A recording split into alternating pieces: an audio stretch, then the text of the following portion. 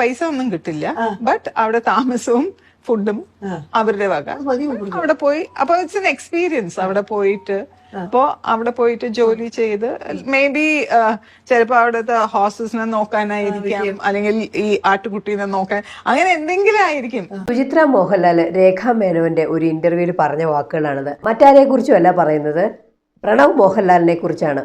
അപ്പു എന്ന ഓമന പേരുള്ള പ്രണവ് മോഹൻലാലിനെ കേരളത്തിലുള്ള എല്ലാവർക്കും അറിയാം, എല്ലാവർക്കും ഭയങ്കര ഇഷ്ടമാണ്.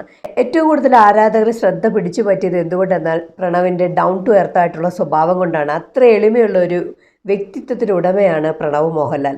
അതുകൊണ്ട് തന്നെ പ്രണവിനെക്കുറിച്ചുള്ള വീഡിയോകളോ ഫോട്ടോകളോ ഒക്കെ സോഷ്യൽ മീഡിയയിൽ വളരെയധികം ചർച്ചയാകുകയും വൈറലാകുകയും ചെയ്യാറുണ്ട്. അങ്ങനെയുള്ള പ്രണവ് മോഹൻലാലിനെ ഒരുപാടൊന്നും ആൾക്കാർക്ക് അറിയില്ല. ഈ ഫോട്ടോസ് കാണുമ്പോഴോ അല്ലെങ്കിൽ ചെറിയ ചെറിയ വീഡിയോസ് ട്രക്കിങ്ങിൻ്റെ ഒക്കെ വീഡിയോ കാണുമ്പോൾ മാത്രമാണ് ആൾക്കാർ അറിയുന്നത് പുള്ളി ഇങ്ങനെ ഒരു കാര്യങ്ങളാണ്. അങ്ങനെ കൊല്ലത്തിൽ ഒരിക്കലും 1-2 സിനിമകളൊക്കെ ചെയ്യാറുള്ളൂ. അതുകൊണ്ട് തന്നെ ഈ പുള്ളി നാട്ടിൽ വരുന്നത് ഈ സിനിമ ചെയ്യാൻ വേണ്ടി മാത്രമാണ്. 2 കൊല്ലം കൂടുമ്പോൾ അല്ലെങ്കിൽ 1 കൊല്ലം കൂടുമ്പോഴൊക്കെയാണ് സിനിമ ചെയ്യുന്നത്.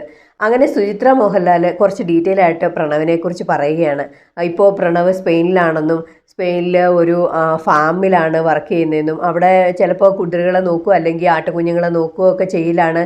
അവിടെ സാലറി ആയിട്ടൊന്നും കിട്ടില്ല, ഭക്ഷണവും താമസ സൗകര്യങ്ങളുമാണ് കിട്ടത്തുള്ളൂ എന്നാണ് സുചിത്ര മോഹൻലാൽ പറയുന്നത്. ഇത്രയും ഫേമസ് ആയിട്ടുള്ള ഒരു സൂപ്പർ സ്റ്റാറായ മോഹൻലാലിൻ്റെ മകനാണ് പ്രണവ് മോഹൻലാൽ. അതോടൊപ്പം തന്നെ പുള്ളിയും അറിയപ്പെടുന്ന ഒരു ആക്ടറും കൂടിയാണ് പ്രണവ് മോഹൻലാൽ.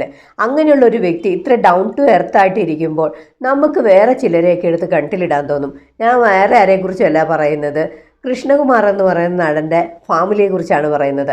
അതോടൊപ്പം അദ്ദേഹം ആണെങ്കിലോ 1-2 സിനിമയിൽ നായകനായിട്ട് അഭിനയിച്ചിട്ടുണ്ട്, പിന്നീട് അങ്ങോട്ട് ഉപനായകനായിട്ടും ചെറിയ ചെറിയ സിനിമകൾ ചെയ്തിട്ടുള്ളൂ. എന്നാൽ അവരുടെ ഒരു ജാട, അവരുടെ ഒരു അഹങ്കാരം കണ്ടു കഴിഞ്ഞാൽ ഇവരെയൊക്കെ എന്ത് ചെയ്യണം, നമ്മൾ കൈ എടുത്ത് കുമ്പിടണം തോന്നും. അതുപോലത്തെ ജാടയാണ് അവർക്ക്. ഈ ഇടയ്ക്കാണ് ദിയ കൃഷ്ണയുടെ കുറച്ച് പ്രശ്നങ്ങൾ ഉണ്ടായത്. അത് ഓർണമെൻറ്റ്സിൻ്റെ അവരുടെ OBOCയുടെ ഓർണമെൻറ്റ് സംരംഭവുമായി ബന്ധപ്പെട്ട് കുറച്ച് പ്രോബ്ലങ്ങളൊക്കെ ഉണ്ടായത്. അതിനെതിരെ സിന്ധു കൃഷ്ണ, അതായത് അവരുടെ അമ്മ, പ്രതികരിക്കുകയുണ്ടായി. യൂട്യൂബേഴ്സ് കഞ്ഞി കുടിച്ചു പോട്ടെ എന്നൊക്കെ പറയുന്ന തരത്തിലൊക്കെ സംസാരിച്ചു. എന്നാൽ ഇവരുടെ മെയിൻ വരുമാന സോഴ്സ് എന്ന് പറയുന്നത് ഈ യൂട്യൂബ് തന്നെയാണ്. എല്ലാ മക്കൾക്കും ഉണ്ട് യൂട്യൂബ് ചാനൽ, അപ്പനും അമ്മയ്ക്കും ഉണ്ട് യൂട്യൂബ് ചാനൽ. അവരുടെ പട്ടിക്കും പൂച്ചയ്ക്കും അവരുടെ പറമ്പിലെ സകല കാര്യം യൂട്യൂബ് ചാനലിലൂടെ നാട്ടുകാരെ അറിയിക്കും. അതോടൊപ്പം ഈ സിന്ധു കൃഷ്ണൻ എന്ന് പറയുന്ന ദിയ കൃഷ്ണൻ്റെ അമ്മ വേറൊരാളോട് സംസാരിക്കുന്ന ഒരു കാര്യം, ഇതൊക്കെ എന്റെ ഒരു ഹോം വ്ലോഗാണ്. എന്നുവെച്ചാൽ കാര്യമായിട്ട് ഞാൻ ഒന്നും ചെയ്യണുണ്ടാവില്ല. ഞാൻ പോകുന്നിടത്ത് കാണുന്നത് അതും ഇതും ഒക്കെ കൂടെ എടുത്തിട്ടിട്ടൊരു വ്ലോഗ്, അത്രേ ഉള്ളൂ. ഹോം വ്ലോഗ് എന്ന് വെച്ചാൽ ഞാൻ ചെയ്യുന്ന കാണുന്നിടത്ത് പോകുന്നതും അതും ഇതൊക്കെ എടുത്തിട്ടൊരു വീഡിയോ ചെയ്യുന്നു.